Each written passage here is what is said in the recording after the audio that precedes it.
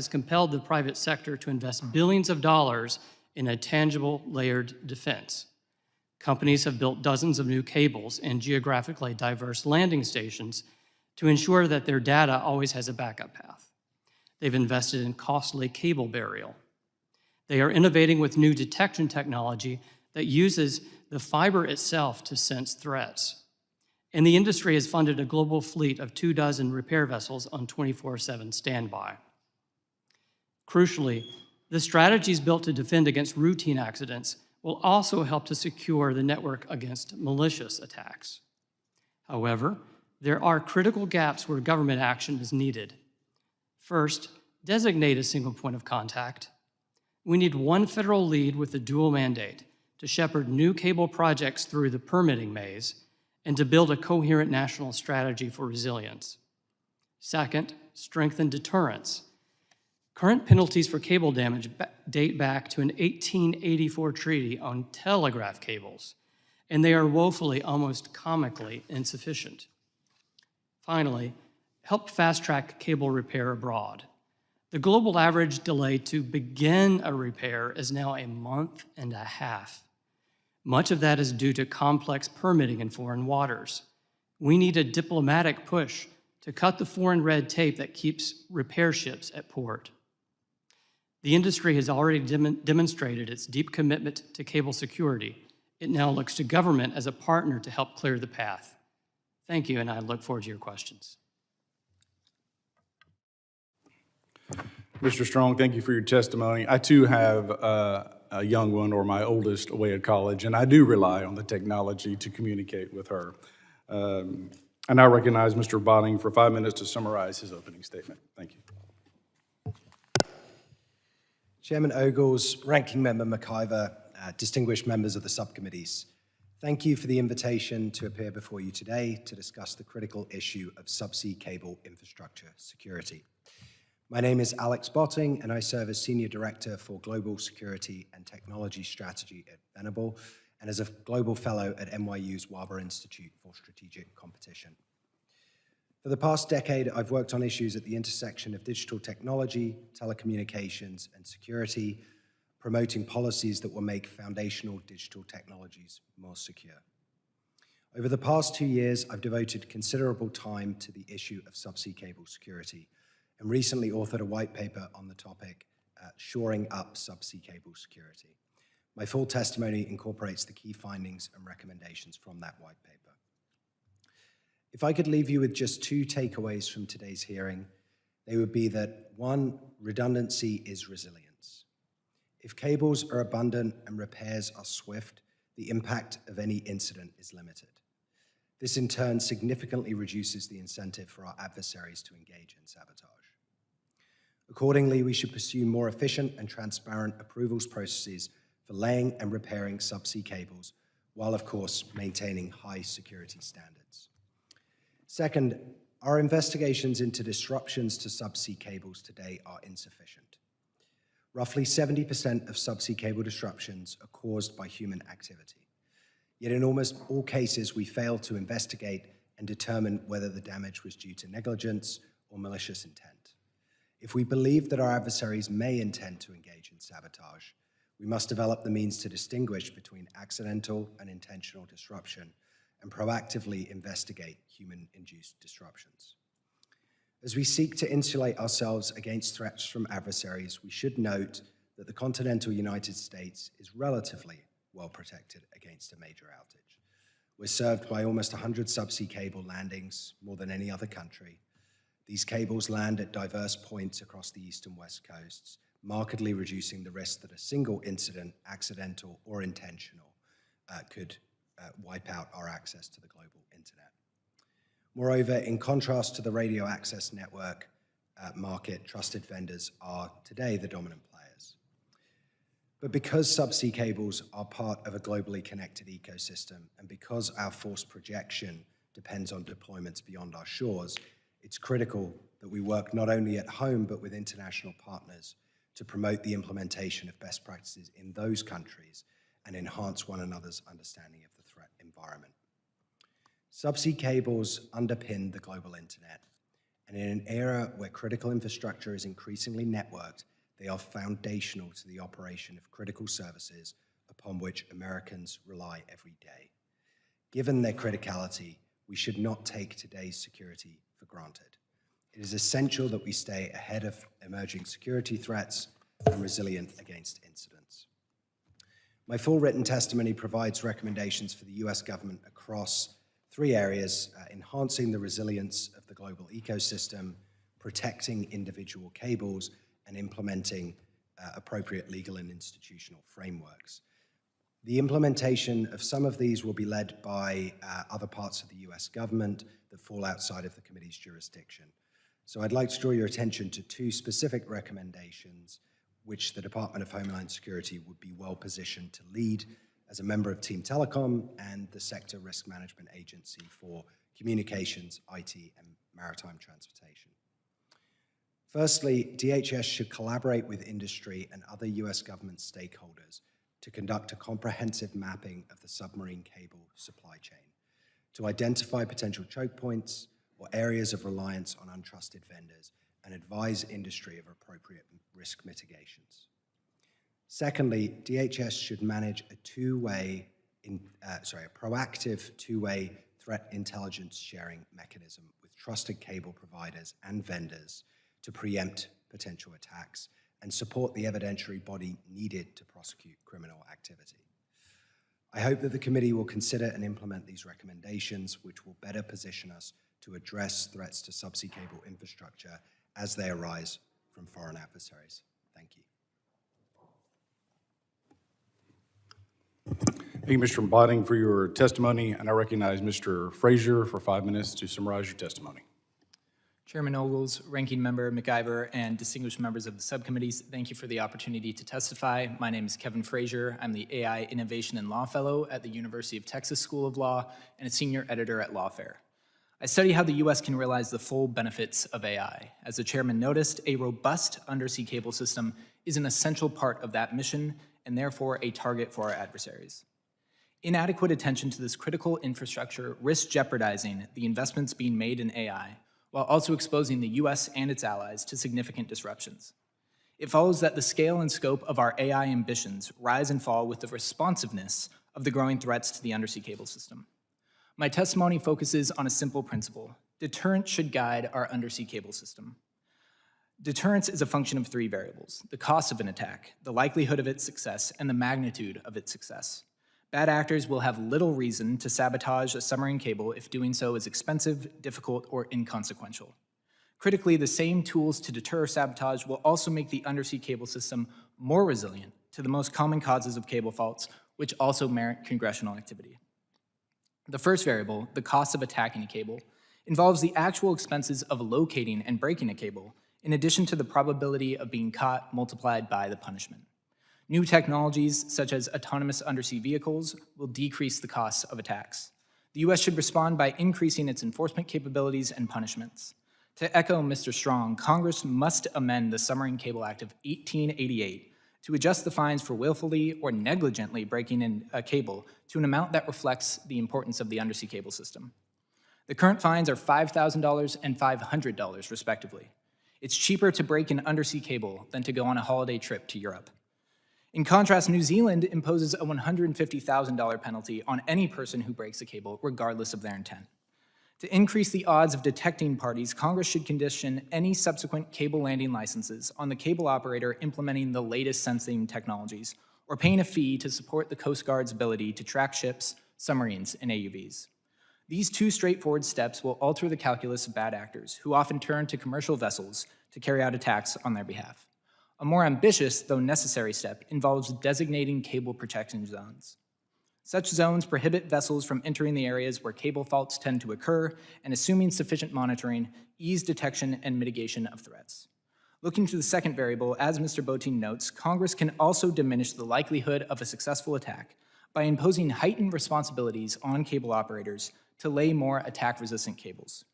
The vast majority of cable breaks occur in shallow water, near shore, and in cable choke points. Cable operators can implement several safeguards against such breaks. First, they can increase the armoring of cables. Second, they can bury cables at a greater depth. Third, they can adhere to minimum separation standards. And fourth, in the event Congress does create cable protection zones, operators can lay cables in those zones to assist with monitoring and enforcement. Each of these measures will frustrate efforts by bad actors to cause significant and prolonged outages. Operators that opt not to adhere to these defensive measures should face greater licensing fees. Finally, with respect to the third variable, in the event that a bad actor manages to break a cable, or in a worst-case scenario, several cables, deterrence calls for policies that ensure network redundancy and rapid repair times. A redundant undersea cable system includes a number of cables being laid along diverse routes. Congress should study various financial levers to support ongoing cable building, especially in regions that will see many cables be retired in the coming years. While hyperscalers race ahead with their own cable projects, the US has an interest in ensuring redundancy across the entire system. Every cable has 2 landing points. It's pivotal that the US and not China aid allies looking to increase their own cable connections. Most importantly, Congress should swiftly pass legislation like the Neptune Act that aims to bolster the number of cable repair ships. Across the global cable fleet, at least 15 maintenance ships will need to be replaced by 2040. If the past is prologue, foreign nations will likely develop those ships. Our cable operators should not have Chinese ships on speed dial to patch cables carrying our sensitive communications. This is and must be a problem solved by US ships and its allies. I applaud you all for studying the underappreciated connection between America's AI aspirations and the fragility of the undersea cable system. We cannot lead on AI if we fail to secure the seas. Thank you again for inviting me here. I look forward to your questions. Thank you, Mr. Frazier. Thank you to all of our witnesses.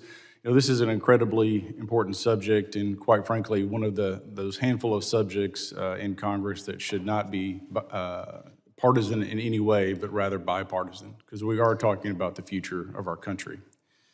Members will be recognized by order of seniority for their 5 minutes of questions.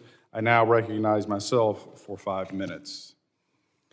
Many of our closest allies have experienced suspected foreign interference with their subsea cables, where attribution took time, required extensive coordination across governments and industry.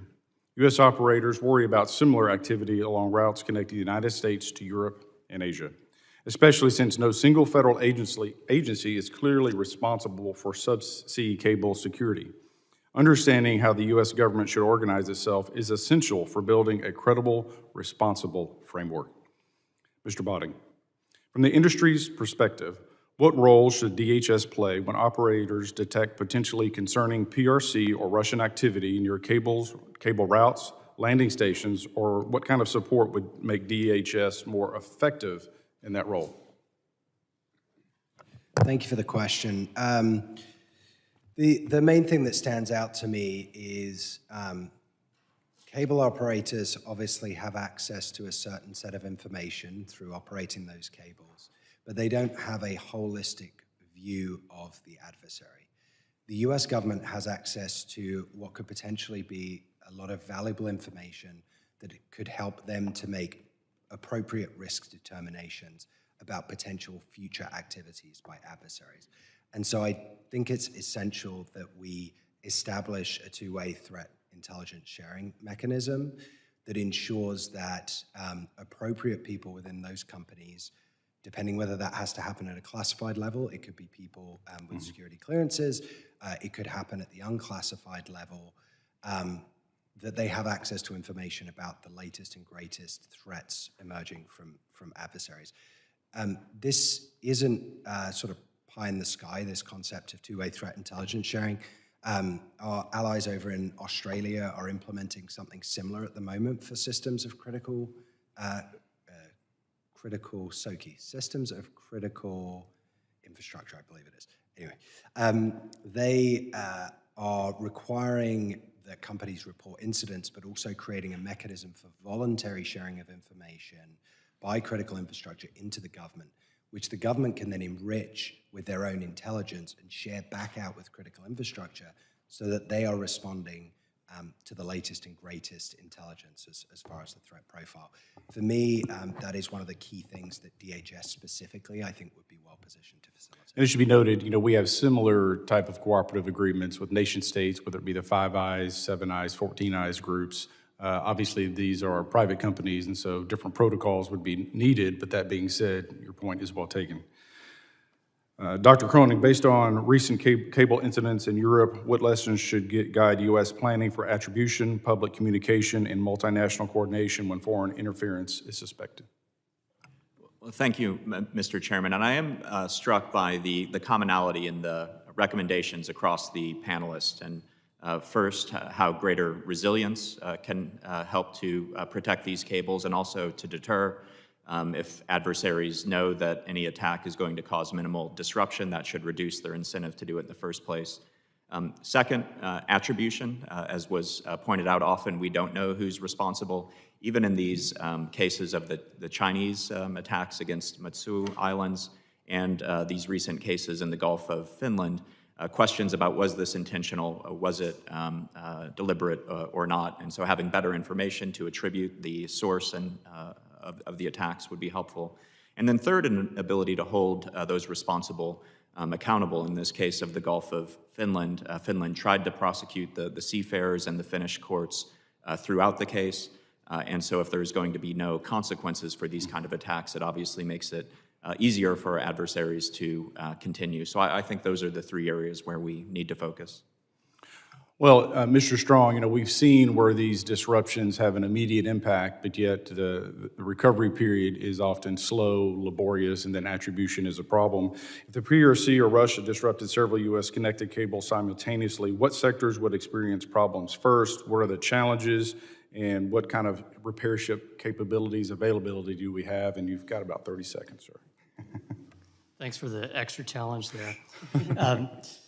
The United States is connected right now by 97 cables. We're really blessed as a nation to have such resilience.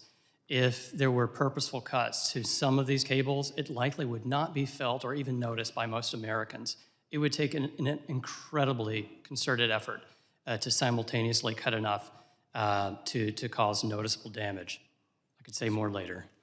We'll get back to it. I now recognize the ranking member, the gentlewoman from New Jersey, Mrs. McIver, for her 5 minutes of questions. Thank you so much, Mr. Chairman, and good job, Mr. Strong. That was right on time. Mr. Frazier, thank you so much for your testimony. It's clear that a failure to safeguard subsea cables could result in significant economic, political, and technology instability for the United States. Can you provide some great suggestions? You've already provided some great suggestions for improving our defenses of these cables. In your view, what is the one critical step that Congress can take to mitigate these risks? Well, thank you for the question, Ranking Member. I think the first thing we need to focus on is the cable landing stations. We don't talk as much about the dry plant aspect of the undersea cable system. This is in reference to everything that's not underwater. But these cable landing stations are often in places like Valdez, Alaska, and Bandon Dunes, which is great for golfing if you live in Oregon, but easy to attack if you're looking to sabotage the nation's submarine systems. So I think an emphasis on securing these cable landing stations is of the utmost importance because, as Mr. Strong pointed out, we have a heck of a lot of them, which also means we don't necessarily have the physical security and cybersecurity mechanisms in place to safeguard each of those isolated stations. Thank you for that. And I would open it up to each of the witnesses of what you think the number one step Congress could be taking at this point. Whoever can jump in, it's fine. Well, I think one that's maybe most relevant to this committee is the role that Department of Homeland Security and the Coast Guard can play. And we don't like fragmentation in national security policy. We saw the dangers of fragmented intelligence before 9/11. And right now it seems like there are several different parts of government that have some responsibility here. So I think making Department of Homeland Security a coordinated hub to address this challenge could make sense. And then also, Congress, you can mandate that the executive branch develop strategies to deal with an issue. I would recommend that you task the executive branch with coming up, and Department of Homeland Security coming up with a U.S. government strategy for dealing with subsea cable security. Thank you, Mr. Cohen. So I think some of the things we've talked about so far are essentially reactive or in nature, very defensive posture. I think we also need to think about being proactive, and that follows on with what you just said, Matthew. I really love learning about cables, but something I'm even more passionate about is college football. I don't know if any of you are representatives are big football fans, but the one thing I hate is when my team pushes past the 50-yard line, stalls out with the 4th and short, and what do? They punt. To win the game, you have to score points. Right now, we're really ahead in the game. 80% of all intercontinental data flows through the United States, but that's down from 97% 20 years ago. And we also have a lot of cables that give us a lot of resilience, but the industry, from what I can see, is running into a lot of permitting issues. The permitting time in the last 5 years has greatly gone up, dealing with Team Telecom. If it becomes too difficult, the industry may choose to start routing to other places in North America. Canada and Mexico are viable options. As an American citizen, that scares me. I think what we do need is one agency that is a champion of cables, not in their own right, but realizing that cable security is national security. We need more resilience and someone in the executive department that will help usher through these new innovative plans. Thank you. And I'd like to reinforce that point. A specific statistic, I believe the time for cable approvals has gone from around 1 year, around 12 months, to about 3 years. We are seeing fewer and fewer entities willing to invest in subsea cables globally, to a point where today it's a small handful of companies, typically the sort of hyperscalers, who are laying cables.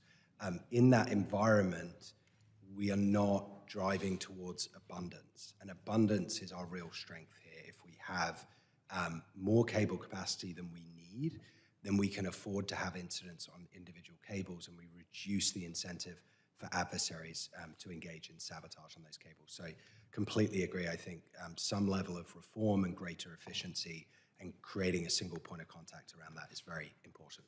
Wow, thank you so much for that. With that, Mr. Chairman, I yield back. Thank you, Ms. McIver. I now recognize the gentleman from Texas, Mr. Luttrell, for his 5 minutes. Thank you, Mr. Chairman. Mr. Strong, make sure I close out with you on that permit conversation, okay? Mr. Body, shoring up and securing our cables at the classification level we have in this room currently, which is not one, so our conversation is going to be kind of delicate here, okay? I have not read your publication yet, but I'm looking forward to doing that. Can you explain to me what you mean by that? My colleague sitting to my right now have a fair bit of experience with undersea cables from our previous career, so I'm very interested in what you're about to tell me, I think. Sorry, I missed the question. You said shore up and secure. I want to know what you mean by that. When it comes to undersea cables and capabilities, because I can appreciate depth of water, I can appreciate depth of the cable underneath the water, but inevitably it always gets shallow and it's touchable. Yes. Now, we talk about cable security when we talk about breaking or cutting. That's the easy part. There's a lot of other things that exist that are far worse than that. So my question is, how do we prevent that from happening?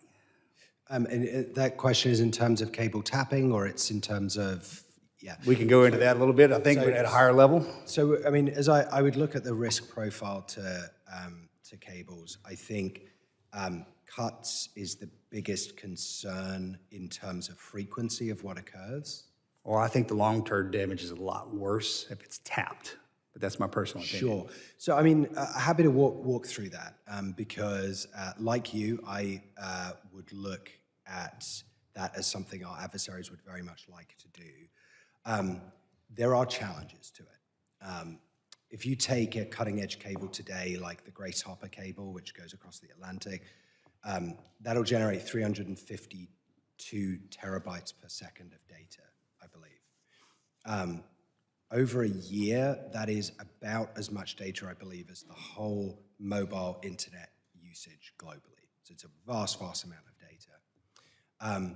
You would need to tap that cable without creating a detected anomaly, right? Because people are monitoring in theory at either end. But let's say they can do that. You've then got to siphon that data off. So you've basically got to lay your own subsea cable to siphon that amount of data off. And you've then got to store it somewhere in data centers that we did a bit of back of the napkin kind of estimations would probably be those data centers would take up several times the size of a Central Park or something like that. And it could be as much as, say, a third the size of Manhattan. So huge infrastructure, possibly billions of dollars. That's on the new cabling system. Correct, on a new The cable. older cabling system is still in use. Would have less bandwidth going through, Correct, but also yeah. then less valuable to tap because you're getting access to less information. You then have to decrypt that information, which, most of the information travel is encrypted. I guess where I'm going with this is it would take a vast amount of resources to come away with anything useful. And I suspect our adversaries would have other ways of getting to more, I know where you're going with that, but it's where we're not looking is where they're going to go. potentially. And I can tell you how terrifying being underwater is, right? Let me shift real quick on mapping. You mentioned mapping the cabling system for a defensive posture. Is that a good idea? It's not something that, for instance, right now, our cabling system's kind of a spider web or a scatter plot across the bottom of the water. And if you're that specific corporation, you understand where your cables are running. Defensively, I think it would be a bad idea. I can be talked out of this, but if we were to populate what that infrastructure looked like underground, and Mr. Frazier, you mentioned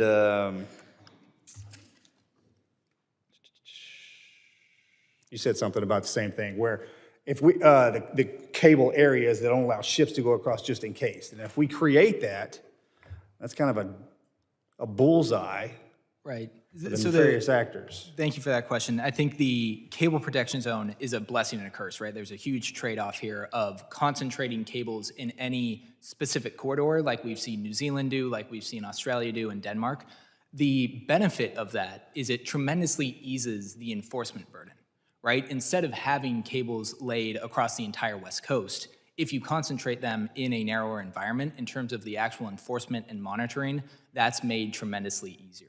But of course, that does raise... I think there's a good and a bad in there. Right, there's a good and a bad. I think it's important to note, though, that the vast majority of breaks are from anchors, Shallow fishing water, nets, shallow ones. right? Yep, I Those got it. are the issues, and so that's where the real benefit of the Okay, zones Mr. Strong, I got to come back to you. I apologize. Thank you, Mr. Chairman. I will get back to you, sir, I promise. Unless Mr. Crane helps me out on it. Thank you, Mr. Luttrell. I now recognize the gentleman from Virginia, Mr. Walkinshaw. Thank you, Mr. Chairman.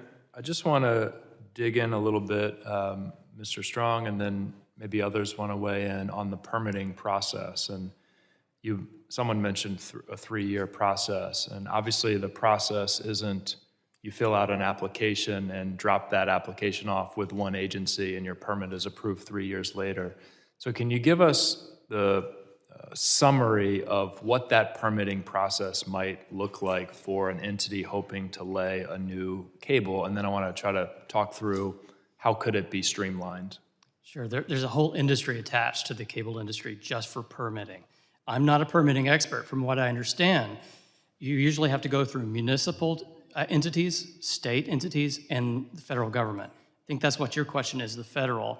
You would first file it with the FCC, who would refer it to Team Telecom, which is an interagency with working group with DOJ as the head, DHS and DOD.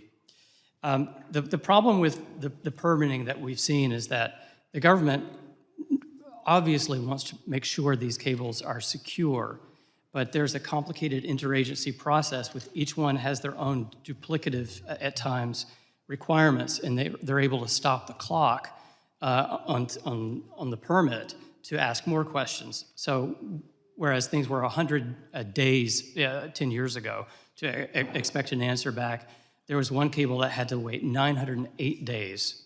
And that injects a lot of risk, economic risk in building these cables. You don't know if the government is not being sort of precise and reliable with its timelines, it's confusing to the industry. And a number of you have recommended DHS as a coordinating agency or entity, and it's your hope that DHS could help more quickly cut through that interagency process to speed things up. Well, I think what we need is an agency that recognizes the need not just to secure a cable, but that securing all cables is what gives us national security. And that means more of a sense of urgency to assist the industry to build more protection. Right now, the DOJ is leading the charge. They require individual cable operators to submit national security agreements, NSAs. These are secret, so anything learned by that cable company can't be shared by other cable operators. It's very confusing. So essentially instead of a coherent national policy, what we have is 1,000 different rules by fiat, by Team Telecom. This is at a time when France has a coherent seabed strategy, Italy, Norway, United Kingdom, even Russia does. As far as I can tell, the United States doesn't really prosecute that kind of strategy. And Mr. Frazier, you're chomping at the bit here, I can see. And you've written about, I think it's still a proposed FCC rule. How far would that rule go if adopted, and what other actions are necessary to speed up the permitting process? Yeah, thank you for the question and for the pun, chomping at the bit. Well done. So I think that it's critically important that we look also to the state level here. So most states are operating under delegated authority under the 1953 Submerged Lands Act to exercise control over the 3 nautical miles extending from their respective baselines. Some states have relatively straightforward permitting processes. Some states don't have really any established permit process to begin with. And then you have states like California, which has the California Coastal Commission and the California Lands Commission. Both of them conduct independent reviews at different stages, which add about 2 years to that permitting process. So if I were in your shoes, I think looking at the FCC's common role in narrow preemptions for sort of critical infrastructure development like we've seen in the 5G space is something we could emulate here. Thank you, Mr. Chairman. Thank the gentleman from Virginia, Mr. Walkinshaw. I now recognize the gentleman from Arizona, Mr. Crane. Thank you, Mr. Chairman. I want to say thank you to the panelists for coming. Today in the Homeland Security Committee, we are talking about undersea cables. This isn't a topic that gets thrown around at a lot of dinner tables here in America. And it is actually a very important topic because, as you gentlemen have described in your opening statements, what the vast majority of the data that we send across the world goes through these undersea cables. Is that correct? And satellites can't quite handle the load. Is that correct? If these undersea cables are sabotaged or damaged, right? Now, when I was doing a little research, and maybe you guys can correct me, but while I was doing some research, the research that I did showed that most of these undersea cables, when they're sabotaged or intentionally damaged, are done in shallow water, about 200 feet of water or less. Is that correct? So there are things that we can be doing to make sure that we're protecting this critical infrastructure. Mr. Kronig, can you go into some of the things that we can be doing to protect this critical infrastructure? Yes, and I think we can learn some lessons from how our allies and partners are dealing with this. So we have seen that NATO set up this new Baltic Sentry mission with aircraft, ships patrolling these areas using unmanned systems as well. We have seen a decrease in these incidents since they've started that. So you never know, is Russia deterred or did they just decide not to attack? But there is a pattern there. Similarly, Taiwan has stepped up its patrols using the Coast Guards in some of these incidents. It seems that maybe the incidents are decreasing. And so I think for the United States, the Coast Guard has a role to play here, and obviously within Department of Homeland Security. So having the Coast Guard do more patrols near vulnerable areas, and my colleagues can speak to this, but there are some areas, Oregon, New Jersey, New York, where there is a concentration where they could focus their efforts. Outside of just increasing patrols, though, Mr. Strong, is there a way to harden these cables and bury them deeper, which make them harder to access? Yes, there is. The industry has undertaken that over the last several years. The standard had been burying at 3 meters, around 10 feet, and now it's going down to 9 meters, I believe, or at least it's tripled. And as the effect of that has been that over time, the number of faults over the last 10 years has remained constant or actually slightly going down. And this is at a time when the industry has actually put in 50% more miles of cable in the water. So essentially what we've seen is a big success. The number of incidents per cable mile has greatly decreased. Can you tell the American people who, like I said, probably don't talk about this over the dinner table, how many cables are we talking about here? There are almost 600 in the world right now. About 100 connect to the United States. Another 34 are connecting to the United States in the next 2 to 3 years. Thank you. How long does it take to repair one of these cables that gets damaged? And how much does it cost? Well, once you're at station, it takes 1 to 2 days to actually repair the actual cable. The problem is getting the permits, if you can believe it or not. That is the number one. You have to get a permit to repair one of these cables? Not if it's at high seas, but if it's in territorial waters, you sure do. And sometimes it can be duplicative permits.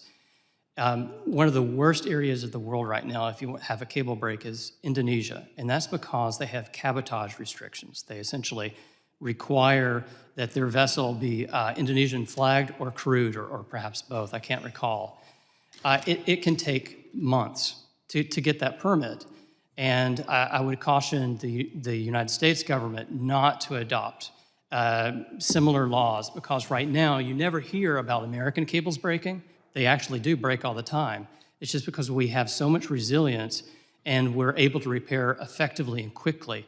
That's why you never hear about it. But if it started taking months, it would be a problem. Do you think it's safe to say for our foreign adversaries that might be listening to this hearing today that it is considered a deterrent, that we can play the same games? I don't know if I have enough information to speculate on that, but what I can say is that redundancy forms its own deterrence. If you really wanted to attack 97 cables simultaneously, it would be require phenomenal effort, and I'm not sure it's really worth that effort. Thank you. I yield back. Thank the gentleman from Arizona, Mr. Crane, and now recognize the gentleman from Rhode Island, Mr. Magaziner. Thank you, Chairman. Since taking office, President Trump and Secretary Noem have eliminated 1/3 of the workforce at the Cybersecurity and Infrastructure Security Agency, CISA. The President's 2026 budget also calls for nearly $500 million to be cut from CISA. And reports have indicated that staff at CISA have been reassigned, diverted to immigration and other matters. These actions weaken our cyber defenses and undermine federal collaboration with industry and critical infrastructure organizations. The administration has cut or withheld hundreds of millions of dollars in funding for terrorism prevention. Highly trained counterterrorism analysts are being diverted away from investigating terrorist groups to focus on other work. Daily intelligence reports to top officials about terrorism and other threats are being directly impacted by the diversion of resources. As our adversaries like Russia and China intensify their cyber attacks on the U.S. telecommunications system and our critical infrastructure, the administration instead is focused on deporting children with cancer, United States veterans who served our country honorably. Even American citizens have been detained, green card holders, sending armies of masked men to terrorize neighborhoods. A 4-year-old U.S. citizen child with cancer is not a threat to the security of the United States. Attacks on subsea cables are. So why is the administration diverting resources away from addressing real threats to our telecommunications infrastructure, to other critical infrastructure, and instead focusing on deporting children and grandmothers and landscapers and other people trying to make a living? It doesn't make America more safe. We need to refocus on real national security threats, including the threats that we are talking about today. Mr. Frazier, do funding and personnel cuts at CISA weaken our ability, impact our ability to detect and deter threats to subsea cables? Thank you for the question, Mr. Magazine. I think there's a real need to make sure that we have a workforce that's scaled to the threats we're facing on a daily basis. As we've heard from a number of the panelists, the number of cables is going to increase over time. The interest in upsetting and perhaps tapping into just a fraction of those cables is going to increase. And so making sure that we have a workforce that's able to handle the increased volume and potential attacks is of paramount significance. I'd also note that there are deeper or perhaps even less popular topics to discuss with respect to the workforce efficiencies we're seeing. Cable repair ships, it's not a job you hear a lot about. You don't meet a cable repairman very frequently at Subway or wherever you go. And so making sure that we are training the next generation of folks to staff those maintenance ships is another area of critical importance. Yeah, I'm glad you touched on that. I come from Rhode Island, where we have a growing and thriving industry in underwater technology, including autonomous systems that I think are very relevant in this space, and we need to continue to invest real resources in this area. Again, just to the point of investing to protect ourselves from the actual threats, not deporting kids. I'll ask any of you, has the administration, I haven't seen it, I'm glad that our committees here, our subcommittees here are addressing this issue, but has the administration communicated to any of you any sort of a comprehensive plan for how the federal government is going to work with industry to address these threats? Yeah, see, you don't have to answer. I think the silence says it all. So again, this is about making sure that we as a government are focused on where our greatest threats are. And this is one, no doubt about it. I read all of your testimony. I think it's important. I think it's insightful. We absolutely need to be prioritizing this space. And I hope that the administration will listen. With that, I'll yield back. I thank the gentleman from Rhode Island, Mr. Magaziner, and also want to thank your comment regarding strategic planning. And I think this is an important conversation that we're beginning, and remind the gentleman this is just the beginning. And I look forward to working with you on this issue and coming up with real solutions. I now recognize Mr. McKenzie, the gentleman from Pennsylvania. Absolutely. Well, thank you, Mr. Chairman, and appreciate the fact that we are holding this hearing and focusing on this important topic in Congress. And it's very important that we as members don't get sidetracked and chase the shiny objects all the time, instead of actually focusing on the issue that is at hand and right in front of us in a committee like this. So do want to ask the testifiers and the members of the panel here today, what exactly is the role of the private industry participants that are out there, and then their interplay with the federal government?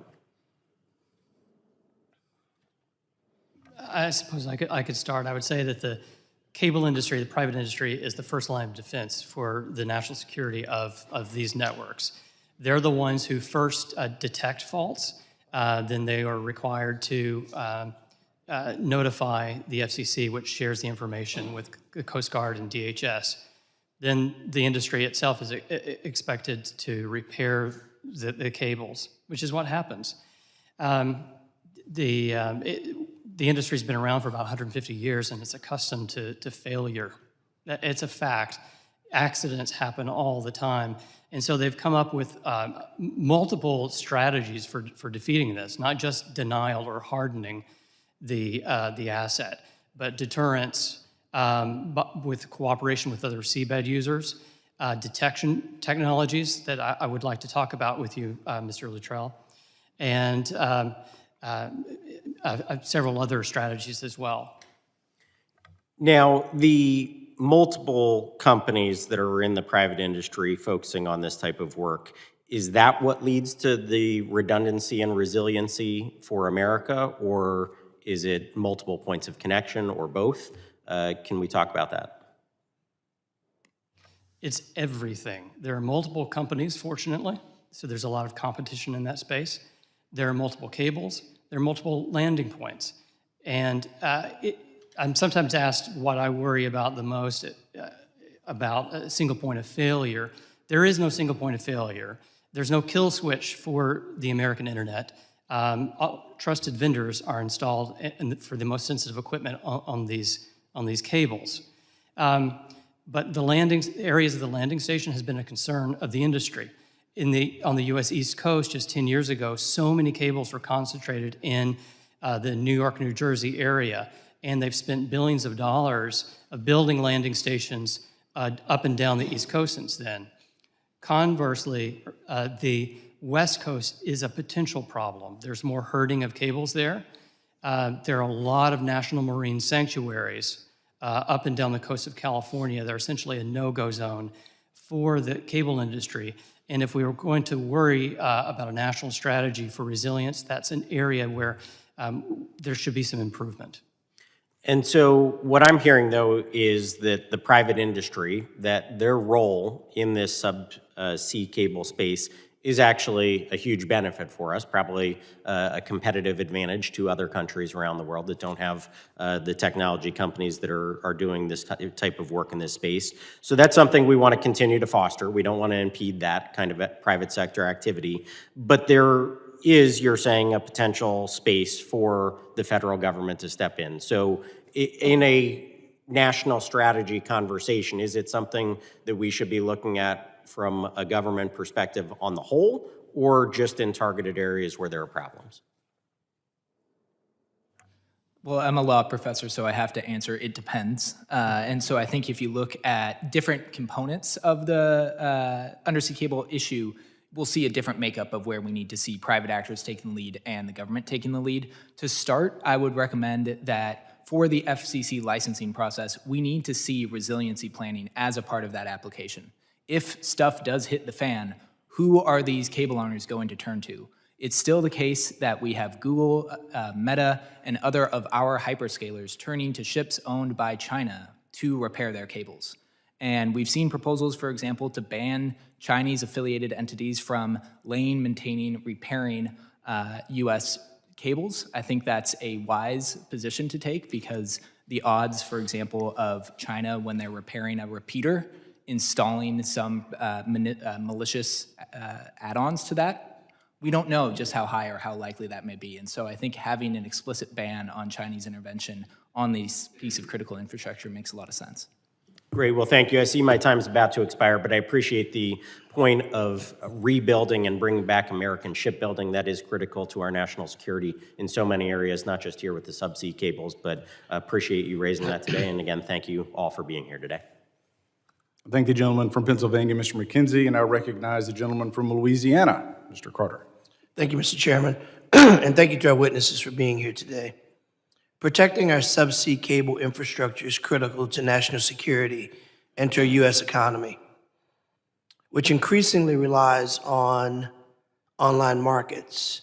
These lines are the quiet backbone of modern economy, and because they're largely invisible, they're easily taken for granted. But foreign adversaries do not take them for granted. Nations like China and Russia have developed specialized vessels and undersea capabilities designed to tap, disrupt, and sever subsea cables. They understand that interfering with these networks can undermine America without firing a single shot. Off the coast of my district in South Louisiana, the Gulf of Mexico provides a stark example of the importance of this infrastructure. Subsea cables support offshore energy platforms, vessels, and critical industrial operations hundreds of miles from land. A significant disruption could halt production, spike energy prices, and compromise safety systems. That's why DHS must elevate this issue to the top of operational priority. However, in a recent New York Times investigative report found that Department of Homeland Security under President Donald Trump has reassigned large numbers of agents, including those from wings of Homeland Security investigations that investigate child abuse, exploitation, human trafficking, terrorism, and transnational crimes, to focus primarily on immigration enforcement and mass deportation efforts. Internal DHS documents and interviews show that this shift in priorities has diminished the capacity to investigate serious criminal national security threats. Protecting subsea infrastructure is not optional. This is a national security priority we cannot shift our attention away from. Our economic stability, our energy sector, and the safety of millions of Americans depend on these networks functioning every hour of every day. Mr. Frazier, about 20 to 30 U.S.-owned cables need repair each year, but repairing them is a challenge due to the limited number of specialized repair vessels worldwide. Only an estimated 80 ships exist to service nearly 1 million miles of subsea cable, creating high demand and delays that can last months for a single repair. Cable operators are also left with little choice but to rely on Chinese ships for repairs because alternatives are scarce. In your opinion, what can Congress do to help with this problem? Thank you for that question. I think we have to lean into America's shipbuilding capacity. The fact that we are still relying on ships built by foreign adversaries in particular to repair some of these critical cables is, in my opinion, a sign of our neglect to this issue. And we have to pay attention to the fact that, again, every cable has two sides. A lot of those cables land, for example, in Taiwan. Taiwan isn't blessed with 88 different cables like we are. Taiwan has 15. And so making sure that there are ships in Guam, in Hawaii, and near Taiwan, for example, is very important, and those ships should be built by American companies. And as you know, as you may know, in Louisiana, I'm proud to have within Louisiana some of the best, strongest, and most reputable shipbuilders in the world within the state of Louisiana. Mr. Frazier, as you note, the need for cable repair capabilities is likely to continue to grow as we use these cables more. Repair of these subsea cables is believed to cost the United States between $12 and $116 million annually. Does the United States know what the true financial cost of repairs and disruptions of undersea cables really is every year? What kind of data sharing could help provide better insight in the impacts of these disruptions? I think this is where we really need to have that lead agency that's able to collect information from a variety of the private and public stakeholders who are gathering this information and to establish stronger ties with our allies. For example, we know in Tonga, just a volcano caused the single line connecting Tonga to the rest of the world to go offline. Tonga lost internet access for about 4 to 5 weeks. And so we have to factor in also how are our allies doing when the internet gets disrupted. So 12 to 116 million. That's a pretty big gap. That means we really don't know. That means we have not been able to ascertain just how deep this problem is or how deep it is to fix. What can we do to be more scientific? Because we understand and know how important it is, one, to understand the problem, and two, to have a remedy to fix it. Any idea, Mr. Botany? You're shaking your head. Would you like to jump in on that? And my time is up, so you got to do it quickly. No, I think the other point that I wanted to make on repairs was, Can you stay to this point? That's all I got time for. oh, I'm sorry, I don't have an answer. Okay, well, I Mr. Frazier. would include in the FCC licensing provisions that companies have to share the information related to repairs and any service disruptions they're seeing directly to DHS or the FCC. Okay, The gentleman's thank you. time Mr. has Chairman, expired. Yeah, I thank the gentleman from Louisiana, Mr. Carter. Now recognize the gentlewoman from South Carolina, Mrs. Biggs. Thank you, Mr. Chairman, and thank you to our witnesses for being here today. I don't think there's any question about the critical role that the subsea cables play in the security and the daily functioning of the United States. Yet responsibility for protecting these assets is fragmented across multiple federal agencies with no single entity clearly designated as the federal lead. Someone mentioned earlier about maybe looking at the executive order for some direction for that, but the ambiguity creates gaps in the oversight. And actually, it leaves the industry without a clear point of contact during emerging threats. So, as members of Congress, we really need to understand whether this structure is adequate for today's risk environment. So, I would like to hear from each one of you. I know we've kind of danced around and made kind of hinted at ideas, but which federal entity should be responsible for overseeing sea cable security as it relates to national security?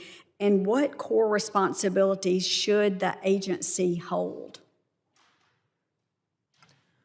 Well, I think you're right. Fragmentation is a problem. Having a single hub to coordinate subsea cable security would make a lot of sense. And as I said in my opening testimony, I do think the Department of Homeland Security could make sense for that. Yeah, I'd say across two specific areas that DHS will be well positioned. One is, as I mentioned earlier, the two-way threat intelligence sharing to make sure that industry has access to a more sophisticated understanding of the latest and greatest from our adversaries and what they might be intending to do. The second is we've talked about, concerns within the supply chain, perhaps repair vehicles coming out of, or vessels coming out of China. The supply chain's big, right? And most of these supply chains were developed at a time originally when China probably wasn't the biggest threat to the United States. I think we need to take a more holistic approach than just calling on one piece of the puzzle and have DHS work with industry to map that supply chain so that we understand it. We understand where China may have access in other parts of the supply chain, and if that poses a risk, then we propose mitigations for solving that. I think doing this whack-a-mole is probably not a great strategy for us. I think DHS could play a really important role in looking at this holistically with industry and getting us to a place where we feel comfortable. Well, talking to people in the industry, I don't think they have a preference. They just want someone who knows what knows what the strategy is and can prosecute it. DHS has been proposed a few years ago. A member of Congress I know proposed that NTIA take over leadership of Team Telecom. That could also work. But what we do need is something like, as you said, is a holistic approach. Right now, I think supply chain mitigation is really well managed. Team Telecom has done an excellent job at that. Also, other strategies that would fall under the denial curtain of strategy of making sure that cable landing stations are hardened and then they're not letting in potential bad actors. That's already well covered under Team Telecom provisions. But that's only one aspect of protecting cables. To have actual deterrence, you need to have a policy to prosecute companies that are damaging cables. You need to allow the industry to innovate with detection technologies. And most importantly, you need to promote physical diversity of these cables. Right now, I'm not really seeing that a great deal. DHS did put out a study a couple of years ago promoting this idea, but as best I can tell, nothing's really happened on that. And I'll echo much of the same sentiments as my colleagues here. I do think the DHS can play a lead agency role in a lot of these domains. One in particular that I would encourage you all to think creatively about is you all have sponsored in the cyber domain bug bounty programs, for example. I would love to see a boat bounty program where we identify members of the shadow fleet. I think you can get a lot of folks who would be excited to help identify Russian ships flying under flags of convenience. And I would also encourage DHS to really lean into its role in terms of national emergency planning to assist in contingency plans in this domain. Well, thank you very much for your insight on that. And with that, I yield back. Thank the gentlewoman from South Carolina, Mrs. Biggs. We did run out of time with you, Mr. Carter, so I recognize the gentleman from Louisiana, Mr. Carter. Thank you, Mr. Chairman. I've got one quick question for each of our panelists. The reconciliation bill, which passed this summer, included billions of dollars in funding for DHS agencies responsible for detecting, deterring, and responding to threats to subsea cables. How should these agencies utilize these funds better to protect subsea infrastructure? Thank you, sir, and going back to one of my previous points, I think making sure that the Coast Guard has the resources it needs to do patrols is an important piece of the answer. I can't speak to the actual capabilities and whether they've been degraded or not, Representative Carter. But I do know that in other countries it's been shown that I didn't suggest it were degraded. I said there was additional funds that have been allocated. How can we better use them to ensure that we're protecting subsea infrastructure? Thank you for that clarification. I was thinking of your earlier question to another witness. What we have seen is in other areas of the world is that aggressive deterrence by military or police activity really makes a difference. We've seen that in the Baltic. There was a huge media frenzy about cable breaks in the Baltic. Finland, Sweden, and Estonia really stepped up efforts, and since then, there have not been any cable breaks. That's anecdotal, but it's possible. The actual last cable that has experienced a fault in the Baltic Sea was a Russian military cable. We've seen the same thing off the coast of Taiwan. Okay, so I don't want you to miss this great opportunity. I'm saying you just got a whole lot of money, and we're asking you to help us spend it. So I don't want you to look back at this at blew this moment. We want to make sure we hear from you, policymakers who are appropriating money to make sure that we're doing and hitting the spots that you think as experts need to be hit. DHS has a lot more money that is in the reconciliation bill. We want to make sure it's being spent in a way that experts think. So I don't want to put you on the spot, but I just want to give Mr. Botting a little bit of a runway on that. Certainly, thank you, sir. Yeah, I would go back to, I think DHS should be the place where we do a comprehensive mapping of the supply chain. I think DHS should lead a two-way threat intelligence sharing mechanism with industry so that we get information into their hands that can help them adjust their risk mitigation measures to better protect us against activity by our adversaries. And one more that I'll throw in there is engagement with international partners. A lot of the challenges that we face are mirrored, if not amplified, in foreign jurisdictions. And so if we look at things like time for permitting approvals or repair ships getting in, we are not the worst offender in the US, but we are impacted when capacity is taken out of the global interconnected cable ecosystem when others do not address those issues. So I would strongly encourage engagement with international partners through DHS as well. Thank you, sir. Thank you for the question. I would spend all of that money on two things. I would create 10 new cable repair ships. Each cable repair ship costs about $300 million. So you can start allocating a lot of money to just building more cable repair ships. I would then use any remaining funds after that to begin to create the same sorts of drones. They're called XLUUVs, extra large unmanned undersea vehicles that China just paraded around in Beijing about 2 months ago. I think we need this similar set of drone capabilities that they're demonstrating undersea.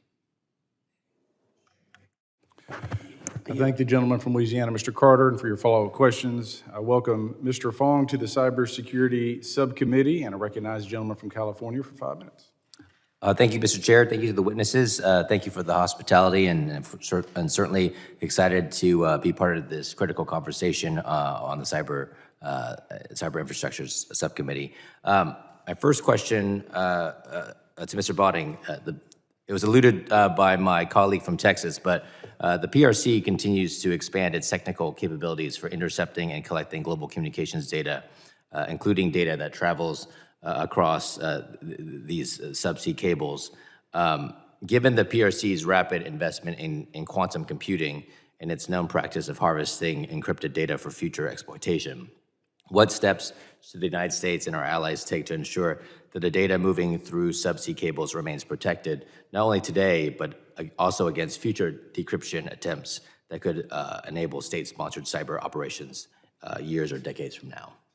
Thank you very much for the question. And certainly, it is not that I'm dismissing that threat out of hand by any means. It's that as I look at it, it is a very technically challenging way to get access to information. And I think certainly if we look at the cybersecurity domain, they've proven themselves very adept at getting access to information through other means.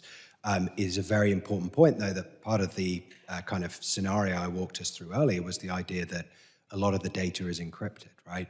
If we get to a point where China has a quantum event and is able to far easily decrypt that information, again, that would change the risk profile. And I guess two direct answers to your questions. One is we need to be ready to make that transition so that our financial transactions or other sensitive data are being transmitted with quantum-resistant algorithms ahead of the point in time when China is able to decrypt it. So that is an important thing that we drive forward. I think that needs to happen primarily with the data owners, not on the cable itself, because if it's on the cable itself, then you create a single point of failure in the system, where if they tap it on a terrestrial cable, it's not encrypted. If they tap it on the subsea cable, it is encrypted. And so you just redirect their efforts somewhere else in the system. It needs to be encrypted before it's sort of traversing the cables and the global ecosystem. So yeah, I think that is something that's important for us to work on and that this committee could potentially help to drive forward. Thank you very much. To Mr. Strong, over the past 2 years, and it's been alluded by some of the other witnesses, several cable breaks near Taiwan have demonstrated how vulnerable the region's communications infrastructure is to both accidental damage and deliberate interference. And these cable systems, as mentioned, not only carry Taiwan's domestic internet and phone traffic, but they also carry and support a substantial volume of transit data that moves between the United States and key markets in Asia. If the PRC intentionally disrupted cable segments near Taiwan, what would the immediate effects to the United States be? What would we experience in terms of slowed cloud services, delayed financial transactions, and interruptions to routine commercial data? And based on your industry insights, how quickly could alternate cable routes and backup systems realistically absorb the sudden shift in traffic without causing instability across U.S. networks? Well, I'd be more concerned for the Taiwanese, but I can say that it would be very difficult for the CCP to intentionally cause faults on these cables and then prevent repair ships without maintaining a blockade, and then we're in a situation of potential warfare. In terms of the effects on the continental United States, I wouldn't say necessarily minor, but only a small proportion of trans-Pacific cables is routed through that area. Japan is a much larger hub for us through the Pacific, and there are a lot of new cables going in on a southerly route to provide more physical diversity. Okay. And I have to ask you, Mr. Strong, you mentioned California-specific challenges in one of your previous answers. And being a Californian, now on this committee, I want to, I guess, allow you to expound on what those California-specific challenges are. Sure.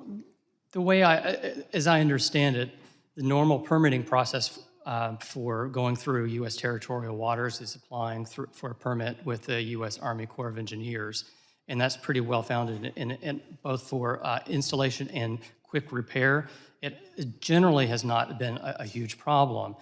However, NOAA is the administrator of the National Marine Sanctuaries. They have, instead of a 25-year license, as the FCC does for normal cables, they would only have a 5-year license. And it's not known by cable operators of how quickly they would react to an emergency repair. So essentially, the cables have completely routed around that area. And as a result, if you look at a map, they're all squeezed into a few landing stations in California, Oregon, and Washington. Gotcha. Well, certainly look forward to working with you. My time has run out. Mr. Chairman, I yield back. Thank the gentleman from California, Mr. Fong. I have a couple of follow-up questions, but before I do that, I'd like to recognize the gentleman from Texas, Mr. Luttrell. Thank you, Mr. Chairman. Currently, how do they find the breaks in the cable system? Are they pinging it with a sonar, side scan sonar, underwater unmanned vehicle, or are they tracking through repeaters? Thank you, Representative Luttrell. It's essentially the light equivalent of a sonar. They have something called a reflectometer. Shoots light down, and some light can bounce back, and they measure the delay in the time. That's easiest if there's a clean break of the cable. They know precisely where that fault is. Okay. And if not? It requires more investigation. There are problems with called a shunt fault if the electricity fails on the cable. It's harder to pinpoint, but they investigate further. That's normally at a shallower depth. I'm Yes, sir. going to make the assumption normally at the deeper waters, the deeper depths, we're not having that problem. Less than 10% are at high speed. Any sort of vehicle unmanned tracking these cable systems to find breaks or faults before we have a loss? So that's a great question, detecting things before. And this is an incredible new technology, if you don't mind me just telling you for a moment. So you're talking about U.S. SEAL activity or other activity that hypothetically could cut a cable. Before, there's no way to hear that. You can use automatic identification system to see where a ship is, but you can turn that off.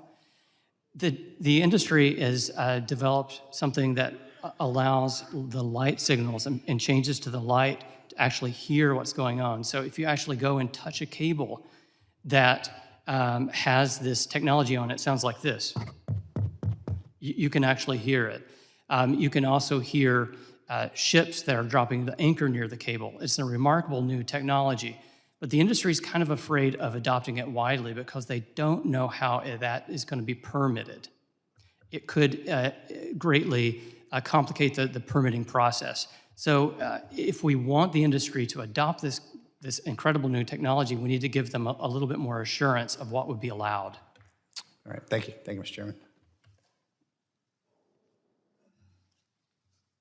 I thank the gentleman from Texas, Mr. Luttrell. You know, we've got about 15 minutes left in the hearing, and my guess is I think everyone has essentially been on the same page. So why don't we go down the line, roughly 4 minutes apiece, closing remarks, anything that you want to put a fine point on, or quite frankly, if there's something that we missed. I think it's been stated by both sides of the aisle that this is an incredible area of importance. It's going to require bipartisan cooperation and, quite frankly, a lot of strategic planning because we have both vulnerabilities here in the continental, under the sea, and then, of course, with our foreign partners. So, Mr. Kronig, I'll begin with you. You're recognized for 4 minutes.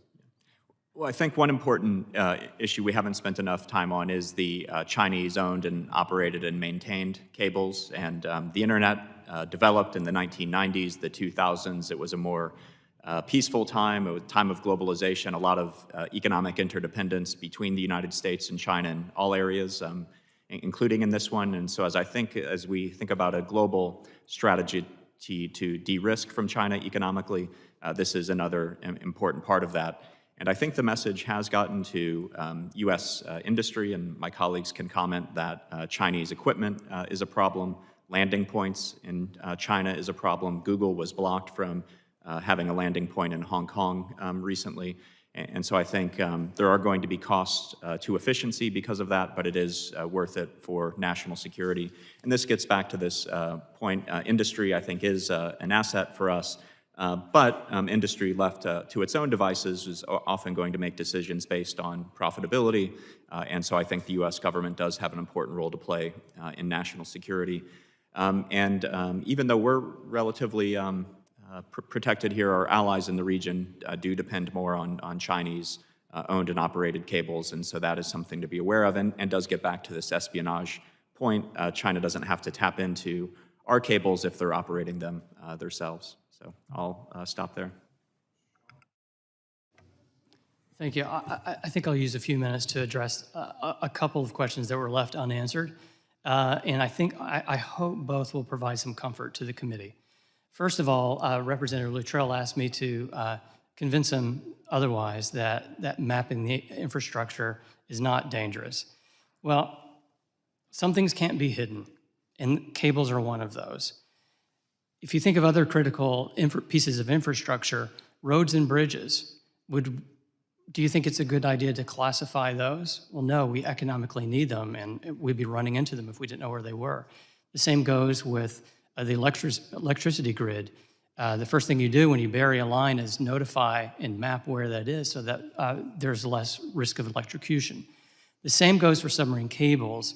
The cable industry works very closely with the fishery industries to let them know where those cables are. Otherwise, the numbers of accidents would go way up over time.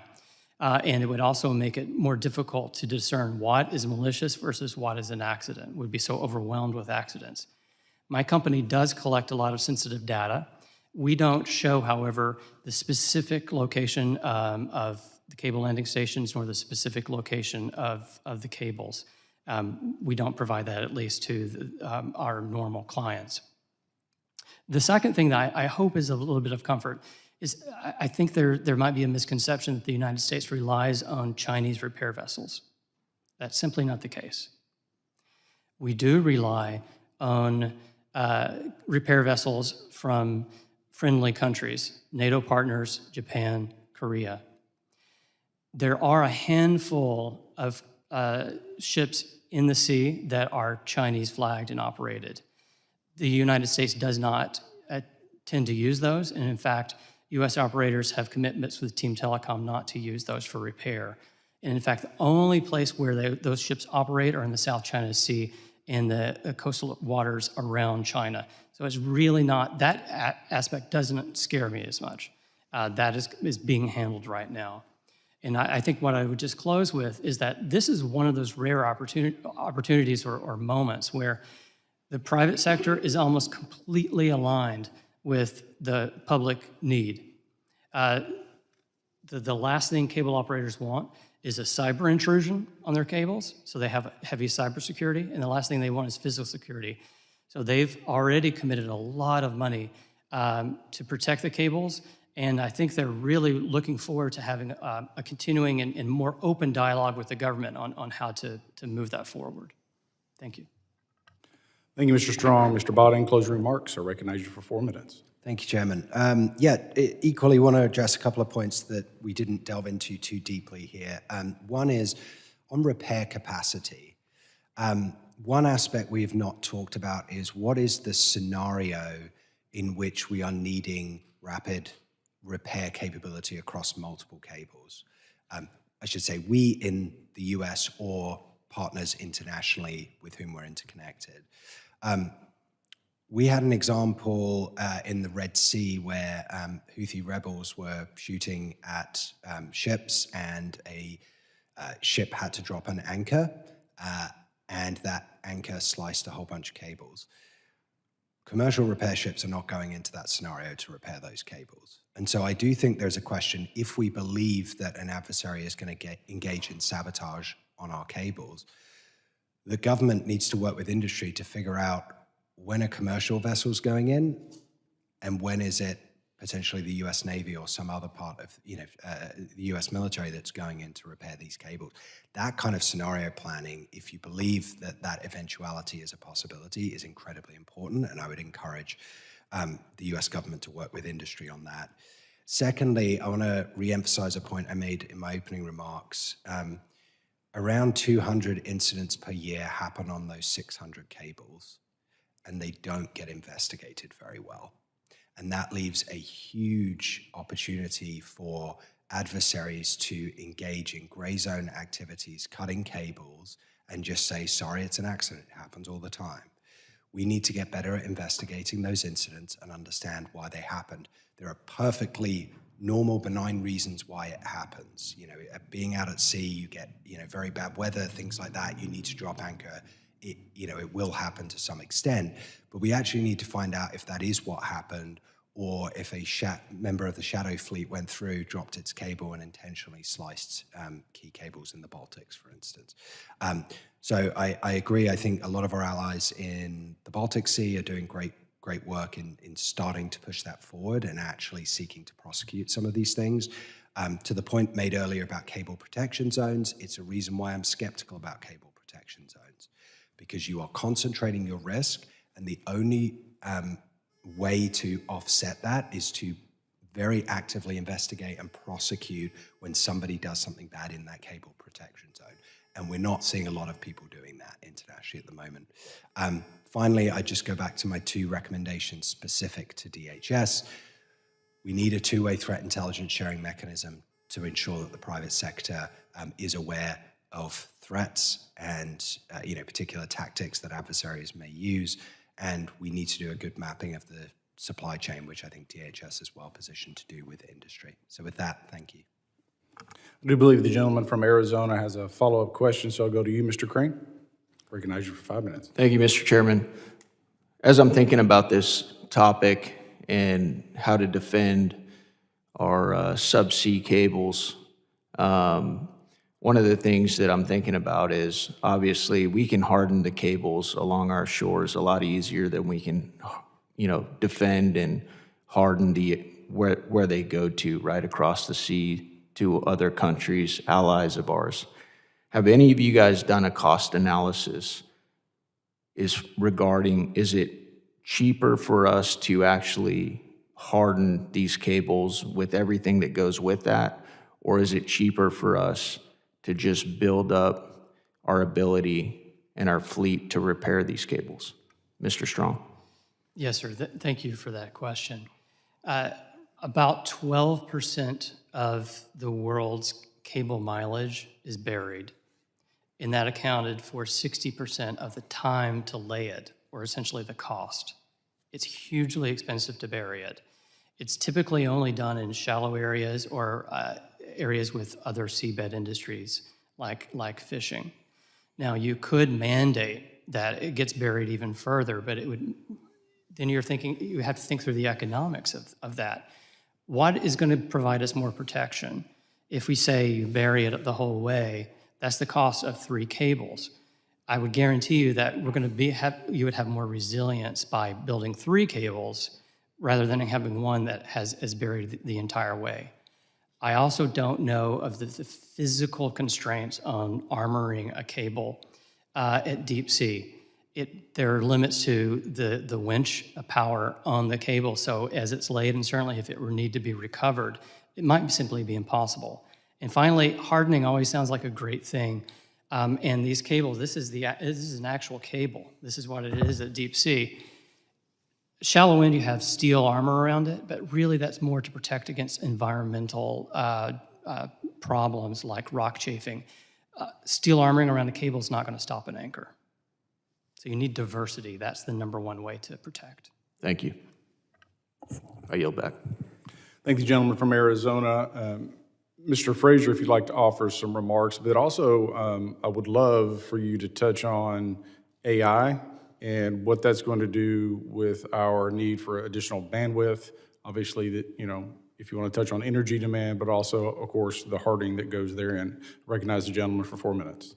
Yeah, thank you for that question, Chairman. And I think just to start, and I certainly will get to AI, I want to emphasize that, as you pointed out in your opening remarks, we've been here before.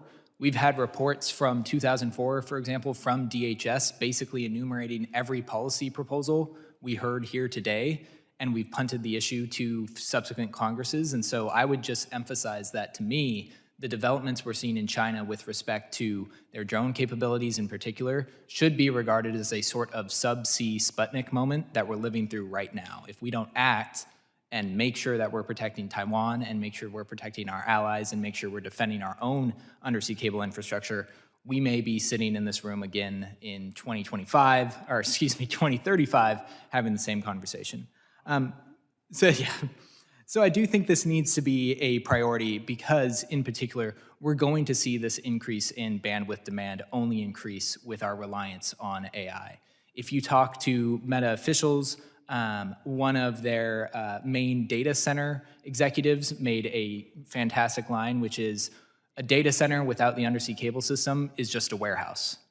We are seeing billions, soon trillions of dollars across the AI industry being spent on these data centers, and to not see the undersea cable system as a key component of the wisdom of those investments is missing out on just the essential role we have to make sure we're leaning into there. And then finally, I would say that we may not be as reliant on China and Chinese infrastructure today as we have been in the past, but that's certainly not true of strategic partners around the world.